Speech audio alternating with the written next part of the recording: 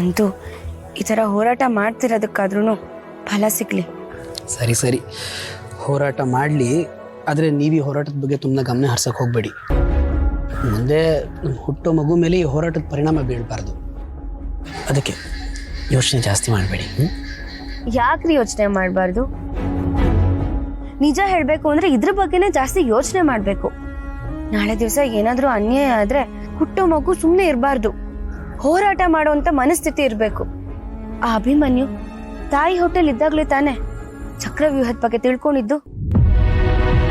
ಆದರೆ ಅಭಿಮನ್ಯುಗೆ ಏನಾಯ್ತು ಚಿನ್ನಮರಿ? ರೀ, ನೀವು ಇತಿಹಾಸನ ನೋಡಿದ್ರೆ ಅಭಿಮನ್ಯು ಹೇಗ್ ಸತ್ತ ಅಂತ ಯಾರು ಮಾತಾಡಲ್ಲ. ಅವನು ಎಷ್ಟು ಹೋರಾಡಿ ಸತ್ತ ಅಂತಾನೆ ಮಾತಾಡೋದು. ಅಷ್ಟು ಚಿಕ್ಕ ವಯಸ್ಸಲ್ಲಿ ಚಕ್ರವ್ಯೂಹದ ಬಗ್ಗೆ ತಿಳ್ಕೊಂಡು ಚಕ್ರವ್ಯೂಹದ ಒಳಗೆ ಹೋಗಿ ಹೋರಾಟ ಮಾಡೋದು ಅಂದ್ರೆ ಅದು ಸುಮ್ಮನೆ ಮಾತಾ ಹೇಳಿ? ನನ್ನ ಮಗನೂ ಅಷ್ಟೆ, ಮುಂದೆ ಅನ್ಯಾಯ ಕಂಡ್ರೆ ಸಿಡಿದೇಳೋ ಭಾವನೆ ಇರ್ಬೇಕೆ ಹೊರತು ಮುಚ್ಚಿಟ್ಕೊಳ್ಳೋ ಮನಸ್ಥಿತಿ ಬರಬಾರ್ದು. ಅಂದರೆ ಇವರು ಇದನ್ನ ನನಗೆ ಹೇಳ್ತಿದ್ದಾರಾ? ನಾನು ಎಲ್ಲ ವಿಷಯನೂ ಮುಚ್ಚಿಟ್ಕೊಂಡಿದ್ದೀನಿ ಅಂತಿದ್ದಾರಾ? ನನ್ನ ಚಿನ್ನಮುರಿ ಹೀಗೆಲ್ಲ ಮಾತಾಡ್ತಾರೆ, ಹೀಗೆಲ್ಲ ಹೇಳ್ತಾರೆ ಅಂತ ನಂಗೆ ನಂಬೋಕೆ ಆಗ್ತಿಲ್ವಲ್ಲ. ರೀ, ಏನ್ ಯೋಚನೆ ಮಾಡ್ತಿದ್ದೀರಾ? ಏನಿಲ್ಲ ಚಿನ್ನಮರಿ. ನಂಗೆ ಯೋಚನೆ ಮಾಡಬೇಡಿ ಅಂತ ಹೇಳಿ ನೀವೇ ಕುತ್ಕೊಂಡು ಯೋಚನೆ ಮಾಡ್ತಿದ್ದೀರಾ? ಸರಿ ಸರಿ, ಈಗ ಯೋಚನೆ ಎಲ್ಲ ಬಿಡಿ. ನಾನು ಪಟ್ಟಂತ ಒಂದು ಕಾಫಿ ಮಾಡ್ಕೊಂಡು ಬರ್ತೀನಿ. ಓಕೆ.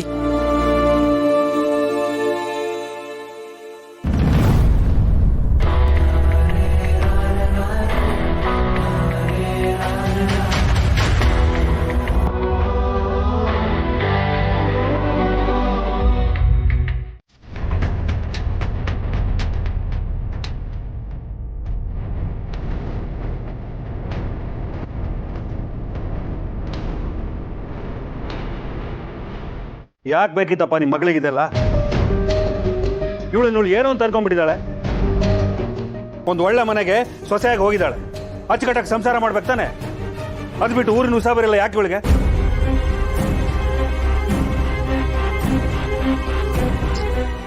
ಯಾರಿಗೋಸ್ಕರ ಮಾಡ್ತಾ ಇದ್ರೆ ಸಂತು? ಆ ಮಗು ಖುಷಿಗೋಸ್ಕರ ತಾನೇ ಮಾಡ್ತಾ ಇರೋದು. ಯಾರಪ್ಪ ಖುಷಿ? ಅದೇನು ಇವಳು ಹೆತ್ತಿರೋ ಮಗುನ, ಅಥವಾ ಇವಳು ಶ್ರೀಕಾಂತ ಮದುವೆ ಆಗಿದ್ಲ? ಮದುವೆಗಿಂತ ಮುಂಚೆನೆ ಆ ಶ್ರೀಕಾಂತ್ ಸತ್ತೋದ.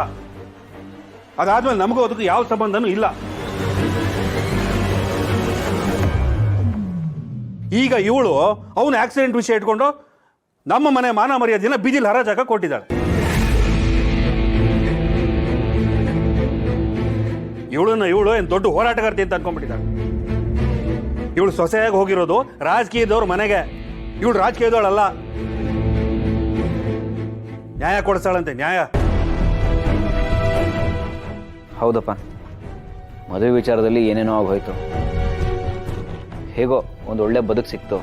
ಇಂಥ ಟೈಮಲ್ಲಿ ಅಕ್ಕಂಗಿದೆಲ್ಲ ಬೇಕಿತ್ತ ಅಂತ. ಹರೀಶ, ಚೆನ್ನಾಗಿ ಹೇಳ್ದೆ ಕಣು. ತನ್ನದಲ್ಲದೆ ಇರೋ ಮಗುಗೆ ನ್ಯಾಯ ಕೊಡಿಸ್ಬೇಕು ಅಂತ ಭಾವನ ಅಷ್ಟು ಕಷ್ಟಪಟ್ಟು ಹೋರಾಟ ಮಾಡ್ತಿದ್ದಾಳೆ. ಹಾಗೆ ನೋಡೋಕೆ ಹೋದರೆ ನೀವಿಬ್ಬರು ಅಣ್ಣ ತಮ್ಮ ಅವಳಿಗೆ ಬೆಂಬಲವಾಗಿ ನಿಂತು ಅವಳಿಗೆ ಹೋರಾಟ ಮಾಡೋದಕ್ಕೆ ಶಕ್ತಿ ಕೊಡಬೇಕು. ನಿಮ್ಮನ್ನು ನೋಡಿದ್ರೆ ತಲೆಗೊಂದೊಂದು ಮಾತಾಡ್ತಾ ಇದ್ದೀರಲ್ರು. ನಿಮ್ಗೇನು ಭಾವನೆಗಳೇ ಇಲ್ವಾ? ಮನುಷ್ಯತ್ವ ಇಲ್ವಾ? ಏನಾಗಿದೆ ನಿಮಗೆ?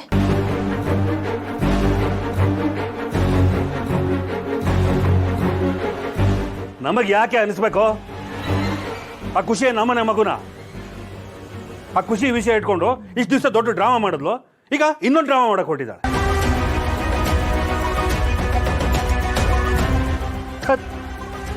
ಎಲ್ಲ ತಲೆನೋವು ಬಂದು ನಮ್ಮನ್ನೇ ಒಕ್ಕರ್ಸ್ಕೊಳ್ತಾ ಇದೆ. ಎಲ್ಲ ಗ್ರಾಚಾರ.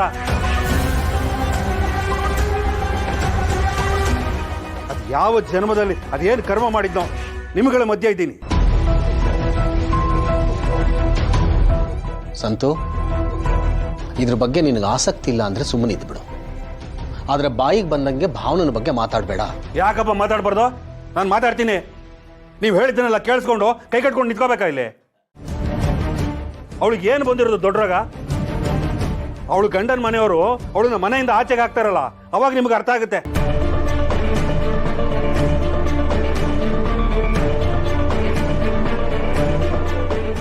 ಸಂತು, ಭಾವನದ್ ಮದುವೆ ಆಗಿದೆ, ಅವಳನ್ನ ಗಂಡನ ಮನೆಗೆ ಕಳಿಸಿದ್ದೀವಿ. ನೀನೇ ಹೇಳ್ತಿರ್ತೀಯ ಕೊಟ್ಟ ಹೆಣ್ಣು ಕುಲಕ್ ಹೊರಗೆ ಅಂತ. ಕೊಟ್ಟಾಗಿದೆ.